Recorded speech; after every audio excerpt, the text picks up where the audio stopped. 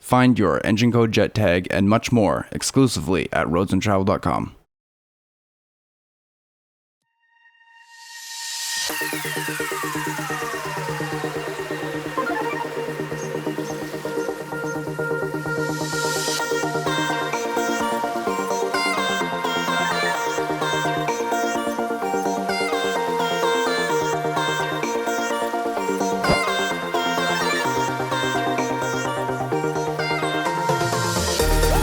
Alright, you guys, what is going on? We are back in the i8, here with Jesse. What's going on, man? Thanks for coming out.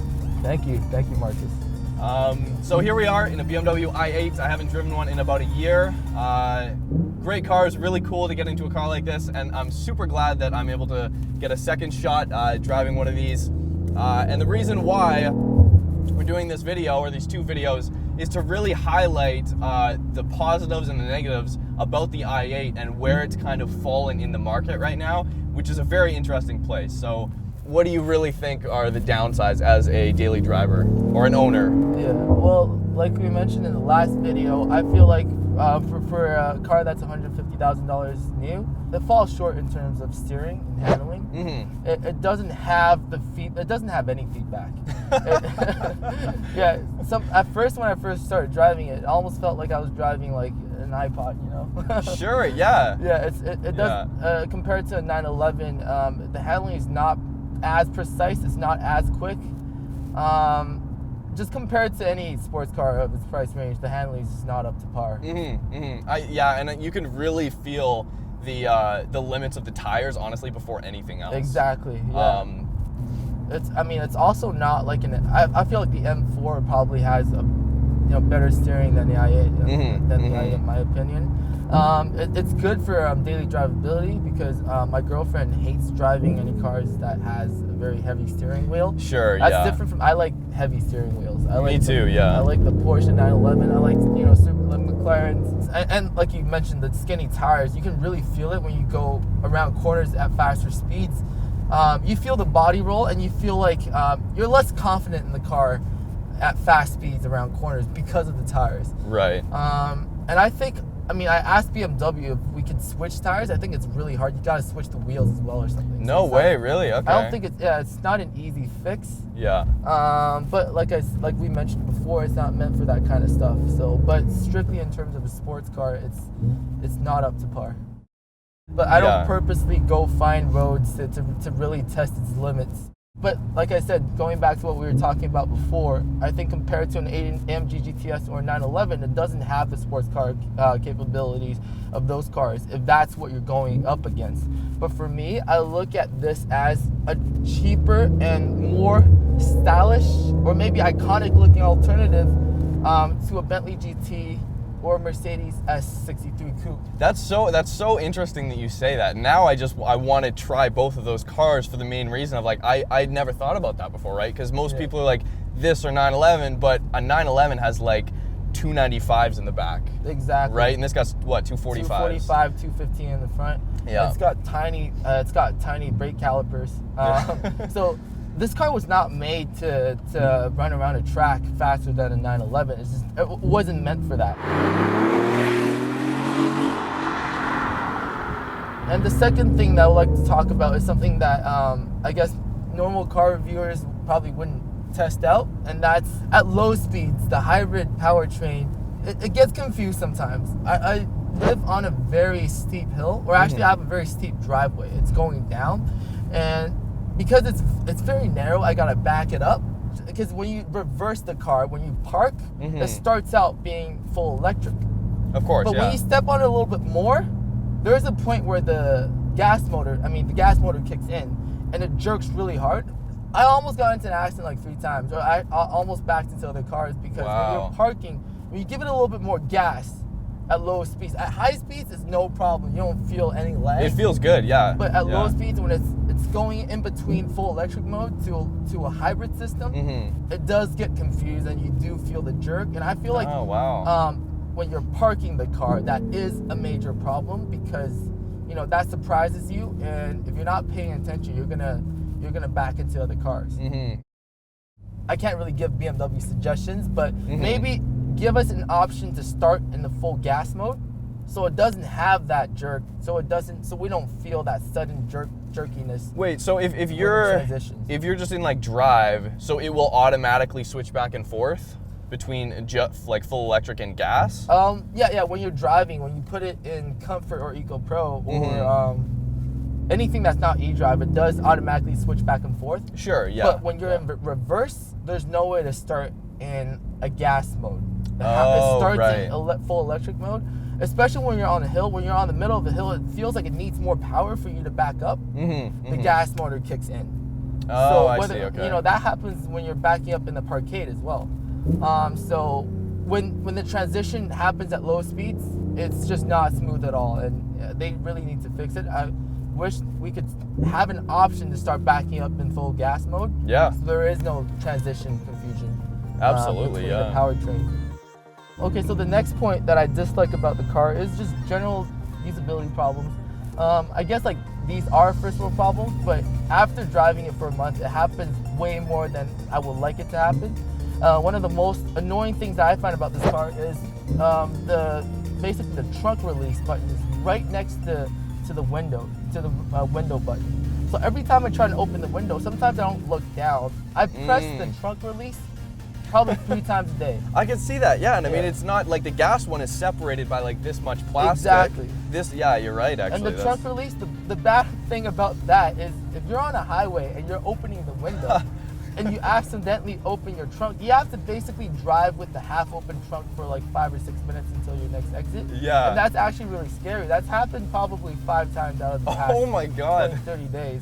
And that's really frustrating. I think that's something that could be changed. It sounds very, minor. It sounds very trivial, but it's actually something that might cause an accident or something that I feel like needs to be addressed. You gotta like get out and close it manually.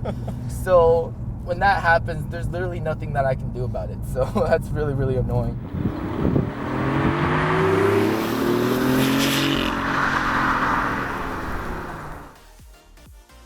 The next point is storage space in the car. I would say it's more practical than it looks because it's got back seats and you can put a small suitcase back there for road trips. But it's got a very, very, very small trunk, and the trunk is right next to the engine. It's a mid-engine car, so the trunk space happens to be right next to the engine. So if you put anything in there, the engine's gonna cook it. It's gonna get warm, yeah. Yeah, it's gonna get really, really warm. So that's not somewhere that you can. I guess you can grocery shop if you live right by it, but if you drive for like half an hour or something, your milk's gone bad. Yeah, exactly. It's like a microwave back there. That's on so top funny. of being a very small space. And the other thing is on the interior, and there's almost nowhere to put your phone or put your wallet up here. You can't put your phone in here because you can't close it, and it blocks your view of the phone, right? And there's nowhere to put it. Every time I put it here, there's like a small space that I can put here, but every time I accelerate, my phone falls out, and then sometimes it gets under the brakes and it gets really dangerous. And I mean, there's no space on the doors either because it goes up. Oh, right, there's no seat, or there are no pockets or anything, yeah. Exactly, so the interior storage space is very, very limited.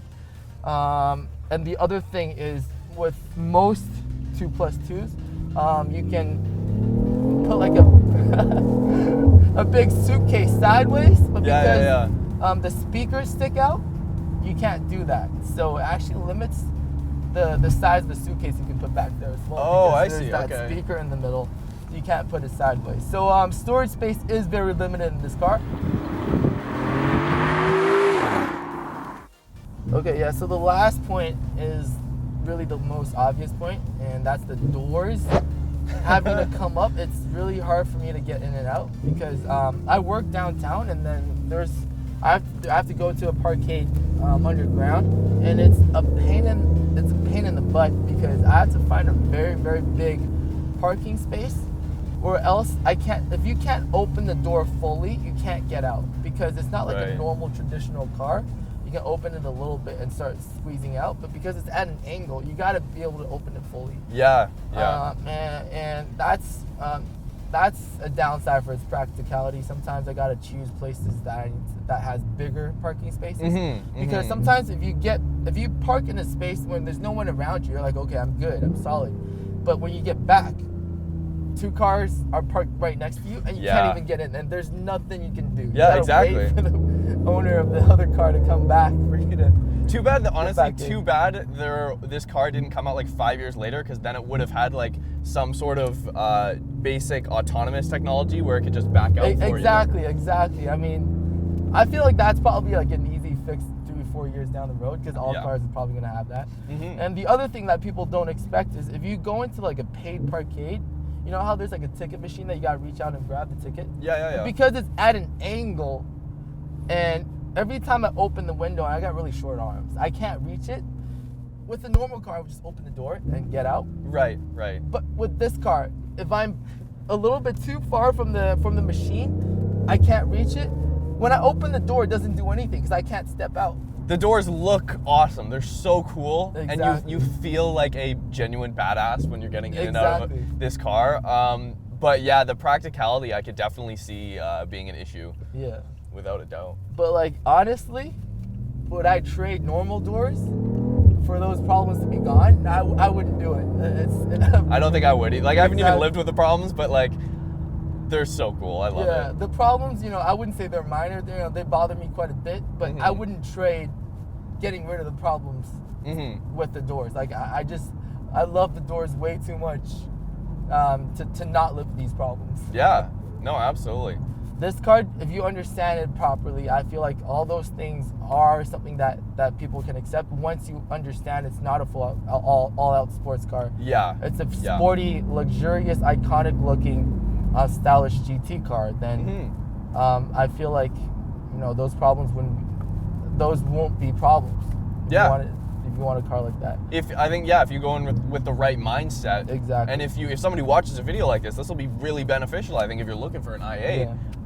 So that way, if people go in with the wrong expectations, they won't be disappointed. Exactly. So if you're looking for an all-out sports car to just have fun and maybe go around the track every once in a while, this is not the car for you. This is not the car for you. Yeah. But if you want to get something that looks really sporty, that's fun enough for you to enjoy, at the same time have supercar presence, this is definitely the car for you. Yeah. And but I would suggest not getting the early model 2014, 2015s just because they are coming out of warranty.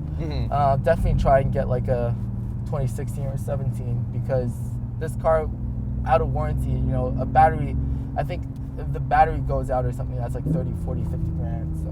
Jeez. Yeah. All right. With that, hey, Jesse, thanks for bringing the car out. Thank you, Marcus. Really appreciate this. Glad we could have you on the channel.